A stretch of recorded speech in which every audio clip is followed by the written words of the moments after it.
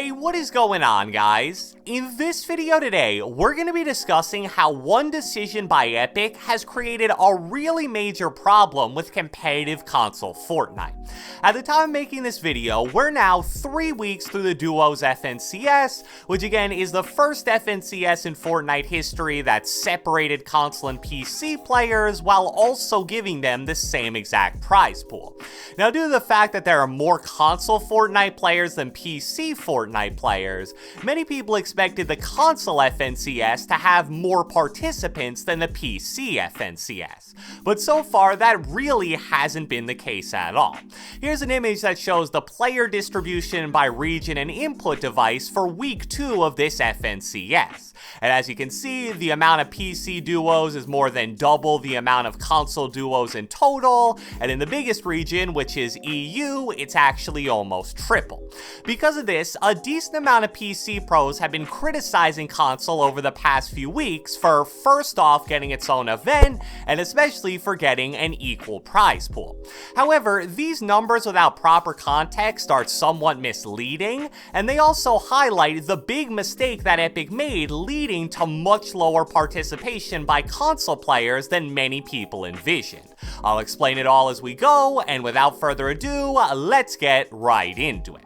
Alright, so I just showed you the numbers that clearly demonstrated that way more PC players are playing FNCS than console players. Because of that, I'm sure that at least some of you guys are probably thinking, well, maybe console players just don't care that much about competitive.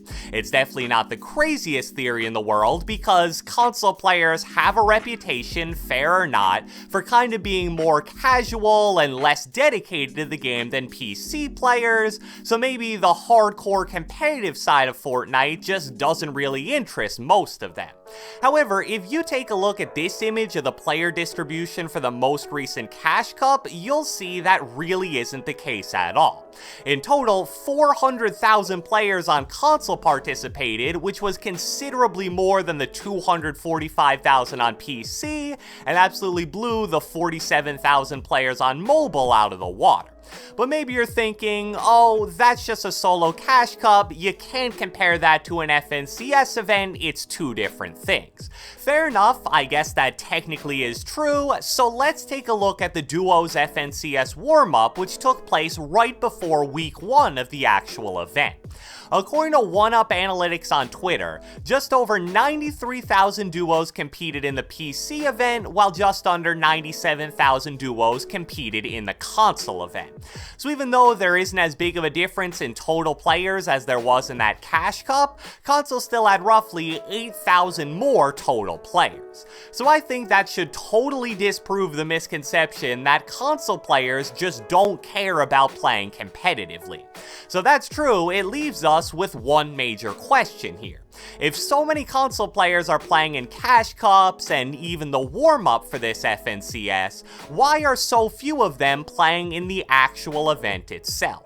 Because clearly something's going on here when only 20,000 console players play week 2 of the console FNCS, and then 3 days later, 400,000 console players play a console Cash Cup. Well, at least in my opinion, there's one factor here that's mainly responsible for all of this: arena mode.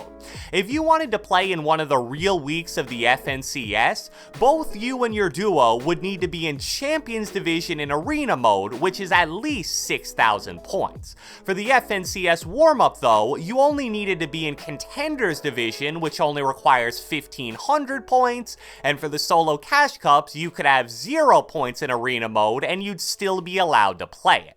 So obviously, when you decrease the arena point requirements to play a tournament, the amount of players participating is gonna increase on every platform.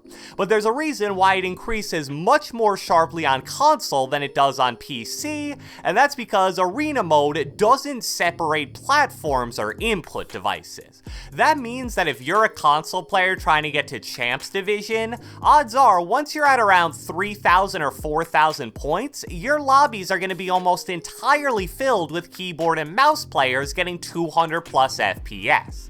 On top of that, since everybody between about 4,000 and 6,000 points knows that they're close to champs, they're basically going to be playing every game like it's the World Cup. And unlike when Arena Mode was first released, you can't just get to Champs Division by kinda mindlessly grinding out placement. Between 4,000 and 6,000 points, the bus fare you pay becomes 40 hype for each game.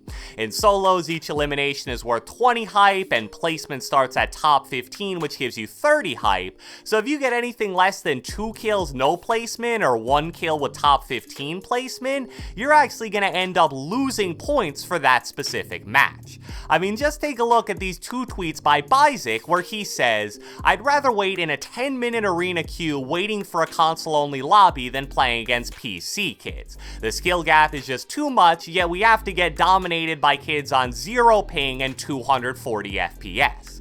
Then about 2 weeks later, bro, why are platforms not split in arena yet? Like, I can't do this against these nerds that won't make anything on PC." And keep in mind, that's coming from one of the best competitive console players on the entire planet who has something like $15,000 to $20,000 in earnings. So you know, if he's struggling in Arena, that means getting to Champs is probably going to be a problem for even the best of the best console players. And to make it worse, even Hype Nights, which a lot of people see as kind of an easy way to pick up free Arena points, aren't platform specific either. And by looking at the FNCS player numbers on a week-by-week basis, you're seeing that as time goes on, more and more console players are starting to play, likely because they finally got 6k points. Just to use NA East as an example, in week 1, a little over 2,400 console duos participated, then in week 2, that number jumped to 3,900 duos, and in week 3, it jumped again to just a tad under 5,000. So the total amount of players participating more than doubled in only a 2-week span, while on PC, it only increased by about 15 to 20%. So now that we've established the problem, the next question here is what's the solution? I feel like a lot of people would immediately think the simple way to fix this is to just have a console arena and then a PC arena. And in a lot of ways, that actually makes sense. The reason why Arena has always put console and PC players together was because up until about 3 months ago, that's the way competitive was. But based on the fact that the last 2 major events have separated PC and console, that seems to have changed, so it would make a lot of sense to have Arena follow suit. But sadly, I don't know if that solution is really possible because of potential queue time problems. Once you get at or above Champs Division, queues are already pretty rough as it is. They're definitely better than they used to be, but waiting 5 to 10 plus minutes to play each arena game still happens all the time. So with that in mind, if you split console and PC players into different lobbies, that would pretty much split the player base in half, meaning less players searching for games in each lobby, and therefore those queue time problems would become significantly worse. I truly believe that even on the popular servers like NA East and EU, there would be times of the day where you simply wouldn't be able to play Arena at all because there wouldn't be enough players near your point level to actually fill a lobby. So even though that's the solution that I think would make the most players happy, I'm not sure if Epic would ever be willing to do it. I know that sucks, but it is what it is, so therefore, here's what I think would be the next best option. For all future events that are console only, instead of making it a requirement to get Champs Division, which is 6,000 points, instead make the requirement be either Contenders Division 1, 2, or 3, which would be either 1,500, 2,500, or 4,000 points. Would it still be super annoying to play against PC players in Arena mode? Yeah, absolutely. But if you considerably lower the arena point requirements, it'll make it so much less stressful to qualify for these console competitive events. On top of that, I think you can definitely make the Hype Nights platform specific. The most recent Hype Night had roughly 150,000 players that participated in it, so that's definitely more than enough to run 2 separate events without running into any problems. It works totally fine for the platform Cash Cup, so I think it's a no-brainer decision to make Hype Nights be the same way. But no matter what the final solution is, I think it's clear that something needs to be done here. So I hope you guys enjoyed this video, and if you watched the entire thing, be sure to let me know with a comment down in the comment section below. What are your thoughts on the impact that making Champs Division a requirement is having on competitive console Fortnite, and how do you think that Epic should fix the problem? Be sure to leave a like, leave a comment, subscribe, turn on post notifications, do whatever the heck you want, and I will catch you guys next time.